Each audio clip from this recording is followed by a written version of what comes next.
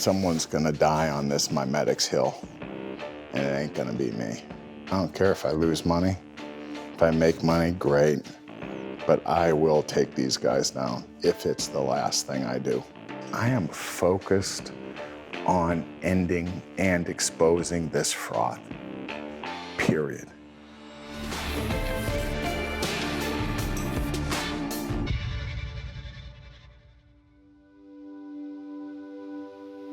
"12 months ago, I traveled to a chicken farm in Sonoma County, California, to talk with legendary shortseller Marc Cohodes about the pressures involved in building a career around his chosen discipline. During that conversation, Marc highlighted one company which he called the biggest fraud he'd ever seen. I sort of view it like as a cattle drive.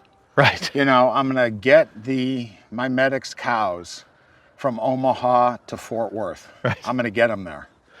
But I may get a couple arrows in my ass on the cattle drive, right? I just have to make sure I don't get them in my back. Right. I mean, I've gotten many arrows in my ass. I just don't want them in my back.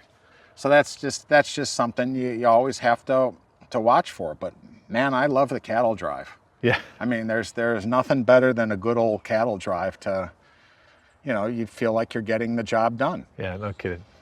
And the thing that's just like an absolute pisser is, at the end of the day, when this MiMedX is 1, 2, or 3, everyone's going to say how easy it was, or how obvious it was, or yeah, that was so simple, or you know. Well, let's talk about MiMedX, because this is something, you know, we've mentioned it a lot already. Yeah. Let's tell that story. Let's go back to the beginning, how it came on your radar, and just walk us through the story. Because I've followed your Twitter feed, I've followed the presentation. It's just a fascinating story. The beauty of MiMedX is I have certain tells. Right, I always say on Twitter that my wig indicator, literally, CEOs who wear wigs, I think I'm 13 out of 14. And this guy, Pete Petit, he sued Capital Forum for writing research. Caught my attention. He sued anonymous bloggers to get their name. Caught my attention. But then on his website, he mentions me and my former partner, David Rocker. He says I'm a member of a Cali cartel, tax evader. Believe me, I'm not a tax evader. Money launderer, I'm not one of those. All this stuff. And Carson brought it to my attention, and my lawyer sent him a letter to take it down or we'll sue you. And when they took it down and sent a letter, right, saying they took it down, I put it on my Twitter. And Pete Petit has bullied so many women, former employees, customers. The second I put it out on Twitter, my direct message... Him backing down to me. It was almost like a symbol that Mugabe has been overthrown in Zimbabwe. People, you know, got into the streets and celebrated. And that was, I think, the sign that there was a big change. But why do you think he went after you in the first place? Why did the Cali cartel? He was stupid, and he bought off on the rhetoric that I'm this all-powerful guy who controls all these skeptics, and actually believed in all this wolf pack bullshit rhetoric that's out there. If he'd seen you in the pink Crocs, then maybe he wouldn't have bought into that. If he would have just called me up and said, what's going on, that would have been different. But I always say there's no greater motivator than disrespect. And this guy showed me the ultimate disrespect by defaming me and accusing me of a bunch of shit. I figure, if you're doing something like this, you have a ton of stuff to hide. Yeah. And the stuff that has come loosen my way, I've never seen the amount of evidence of criminal activity, kickbacks, Medicaid, VA, channel stuffing, revenue recognition, bullshit in my years. So when people ask me on Twitter what I think of MiMedX, at first I said it's in my top 20 all time. Then I said it's in my top 10 all time. Now it's in my top 5. I think their sales are overstated by 70%. I think it's a criminal operation. I think Pete's the mastermind behind it. And I think people are going to go to jail. Probably him and maybe their general counsel. And they all hassle me and follow me on Twitter through anonymous things and threaten me and this, that, and the other. And it's It's just wonderful. So how do you go about, the battle lines are drawn. They come after you, Right. you push back. Now you're starting to get people come to you and say, you don't know the half of it, here's what's going on. Mm-hmm. How do you then build that into something tangible that you can put a case forward? Well, just this past weekend, someone in Georgia, a company, was doing business with MiMedX, and they have proof of revenue recognition fraud at MiMedX. And there's some lawsuit. Most people can search under MiMedX or the plaintiff or the defendant and find things. But in this weird state court, you need a docket number. Yeah. So this guy reached out to me and he said, you should look up this versus MiMedX. And I look it up, and a friend who has LexisNexis looks it up, and someone else looks it up. And no, we can't find shit. Right? This is on a Saturday, 10 o'clock, right, Pacific time. So I go back and I say, I need a case number, docket number. Gives me the docket number, and we get all this shit. And I spent my Saturday reading his deposition, reading the complaint, reading the exhibits, and I say, fuck, this stuff is just dynamite. And it's proof of revenue recognition fraud. It's proof. So I take it, distill it, rewrite it, highlight it, keyword it. We put some of it out on the website, sent part of it to the government. The government didn't know about it. Exhibits, people didn't know about it. And you start weaving this, and I say to myself, fuck, if they're doing it with this guy, who else are they doing it with? And it builds, or it helps build the mosaic that MiMedX, which even though they have 90% gross margins, they don't really make much money because it's an SG&A fraud. They're kicking back to the doctors through SG&A. And they're playing games, giving doctors stock to create a pod, to create distribute, just all these illegal activities. But none of these are new, right? These have been going on forever. Exactly, but as I said, there's only really 6 frauds. Right. And it's like primary colors. Again, I wasn't too good in school, and I vaguely remember the primary color thing. But MiMedX is a shade of red, right?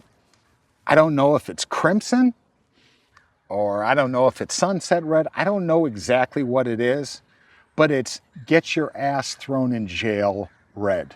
I'm playing for keeps here. This is not shorting a stock at 13 and covering it 9 1/8, making 4 points and saying, God, aren't I smart? No. No. This is for the whole enchilada because I think you're running a fraud. And my lot in life is exposing people like you. And this is what I will do. And the deeper you go and the more you lie and put out these bogus press releases, the more I'll dig in. And that's what he doesn't understand, and that's what people don't understand about me, because at the end of the day, I'll save the system money, I'll save the VA money, I'll save Medicare money, I'll save his customers money. Crooked docs may go to jail like they did with INSYS. I think they're being investigated by the DOJ, SEC, VA, HHS, and probably the FDA. That's speculation on my part, right? The company has yet to put out an 8K saying who they're being investigated by, right? They dance around the thing. I don't know if they're going to get raided tomorrow, a week from tomorrow, a month from tomorrow, or a year from tomorrow. But I play till not only the whistle blows, I hear it to the echo of the whistle. And I'll keep lobbing stuff over to the government. I'll keep giving stuff to journalists. I'll keep the website updated. I'll keep tweeting about it till this thing blows. And what they don't understand is I won't stop.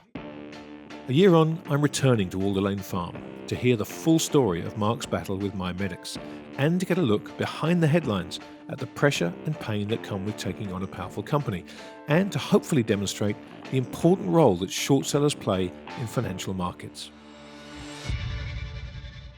Hello, my friend. How's it going, Grant? Good. Been up to much lately? Been quiet. You know what? It's hard to believe it was a year ago, a little bit over a year ago, that you and I walked around Alder Lane Farm talking about the life of a short seller. And during that conversation, you brought up the MiMedX story, which at that point in time was kind of new, right? It's you've been looking at it a couple of months, I guess, or a few months, and you made a big, bold call about that thing, which a lot of people aren't used to seeing people make those kind of calls in public, and I'm here today so we can find out what happened since, because we've all been following it in the press and stuff, but I know from my conversations with you, it's a much bigger, much deeper story than that. It really is, but I was really looking forward to you guys coming out here for a long time, and I'm looking forward to the prison party, but there's something I need to give you. It means a lot to me, because you were there when this started, right? Always speak truth to power. This shows that this is not staged, right? Right. So there's nothing in your life that's staged. That much I've learned about you. Nothing in my life is staged. So Grant, this is from me to you. That's awesome. There's 2 of them. One's on my car and one's in your hands. Oh, man, thank you. Please keep that in pride. This will never be on eBay. That much I can promise you. That's awesome. There are only 2 of those, and it means a lot, me giving that to you. I've always wanted to give it to you from when this piece of shit hit the wall. Aurora gave me those plates for my birthday. Little did I know what all was going to happen. And also, because MiMedX is an Atlanta-based thing, I want to give you an Ed Roland and Friends special holiday shirt. I'm making out like a bandit here. This is awesome. Thank you very much. Thank you But- very much. Well, I'm going to put these here for now because we got a lot of things to talk about. Thank you so much for that. We sure do, but I wanted to give you that, Grant. Thank you. I really appreciate it. This is going to take pride of place, believe me. All right, so let's go back to November 2017 was when you and I talked about this first. And at the time, as I said, you made some bold calls, and we went away and we edited the interview and we put it up. And I came to talk to you about short selling because it's something that I've always been fascinated by, and it's something that there is just an unbelievable misperception about amongst the general public who've never done it before, because guys like you are painted as evil short sellers, and we had all this stuff with the cabal. The truth is so different to that, and that's what I want to get into today, just to show people how much work you have to do to do what you've done with this story, what you've had to go through this last year, and I'm hoping we can persuade Aurora to come and sit with us for a little part of this, because this is not about one guy on a phone throwing mud at people. This is about a family going through hell and trying to expose a fraud, which is ripping off not just investors, but veterans and the government and health insurance agencies. I mean, this was a gigantic fraud.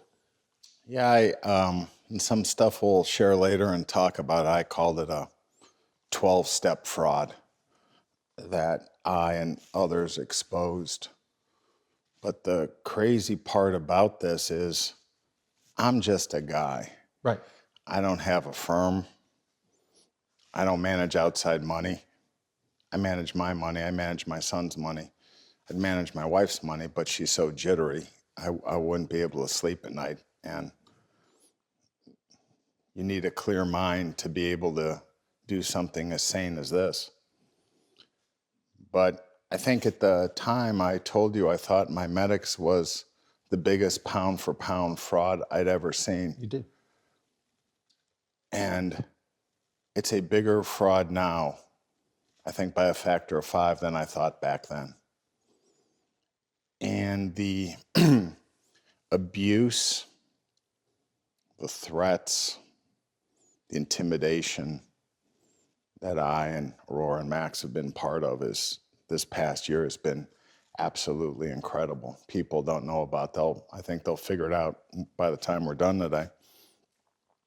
But my son Max always says, it's not what they call you, it's what you answer to. And it's really true. If you do not have a thick skin, an inordinate amount of confidence in yourself and your ability to analyze and fight through adversity, you have zero chance at this. Yeah. You have zero chance. And I'm not a ball player or a football player, this, that, and the other, but I think I know what people like Reggie Jackson were going through when he'd step up to the plate. He'd have a bunch of people cheering for him, and he'd have a whole lot of people booing him. And I always say there's no greater motivator than disrespect. And these MiMedX guys brought out my A game and then some. They literally brought out everything I had and then some. Yeah, Stuff that I didn't even know I was theoretically capable of, especially at age 58. Because, I always say that shorts age in dog years. So I think in dog years, for every one, it's 7 in people. So that would make me essentially 420 years old. But this was the greatest thing I've ever done, and I think I've done some decent stuff over time. Well, let's go back to a year ago, and we won't rehash how you got dragged into this thing, because you did get dragged kicking and screaming into this whole situation, right, by MiMedX themselves, a decision that I'm sure they are regretting seriously at this point. Anyone that wants to catch up on that part of the story can go back and watch our original interview, which they should do anyway. But, just after we left here, with having filmed that interview, things started getting crazy. Mark was in the house with Max, and 2 men approached, and they said they were with the FBI, and my first thought was that someone was threatening Mark's life. And I said, okay. You're so adorable. You missed the whole run up to it. That it was a Friday midday, and my friend who's since passed away, Billy Buckingham, he was fighting cancer for 4 years at that time. He came up to have lunch with me, which meant a lot to me, meant a lot to him. And we were talking about MiMedX. And Max was at the table drinking tea, and Billy and I were talking about MiMedX. Now go ahead. And I heard the car, and I was walking out of the house, and I approached them, and they said they were looking for Mark, and they said they were the FBI, and again, as I said, I thought that perhaps there was a threat, and I said, do you have some ID? And honestly, I asked because their suits were so bad that I was concerned. And one of them... They looked Joseph Banks-centric, One of them showed me a badge, but didn't show me anything else, and I said, stay here, I'll go get Mark. And they followed me, which irritated me, and I said, stay here. I don't want his son upset. Yeah. So I made them stay. And then we invited them in the house because, again, at this point, we were thinking someone was threatening Mark, because that's typical. Well, you knock on the door and you say, there's 2 guys here to see you. I said, well, tell them I'm busy. I'm here with Billy. And Aurora goes, they're with the FBI. And I'm thinking, oh, goody, goody. They finally taken my MiMedX information I've sent in seriously. I'll go talk to them. So they came in and sat down at the table, and Mark sat down with them, and I stood back a little bit. And a young man who was doing some work with Mark was here also, sort of standing off in the background with me. And right away, immediately, they started with the, you need to shut up. I mean, not exactly those words. I'll let Mark go into that more specifically, but enough that I was listening very carefully to what they were saying. And then... They said, you need to quit tweeting about Mr. Petite. And I'm like thinking, what the hell? At this point, suddenly I'm like thinking, what the hell? First of all, I said, do I need to call my lawyer? And they said, no, you shouldn't call your lawyer. They said, you need to stop tweeting about Mr. Petite. And Aurora's sort of standing in the foreground. And actually, what I started doing when this was the line of conversation, I started taking pictures. I walked behind one of them, and I flipped open his wallet. His ID was on the table, and I flipped it open, and I'm thinking, this can't be a real FBI agent. He wouldn't let me touch his things. Right. And at this point, I think Mark and I both were thinking they were fake FBI.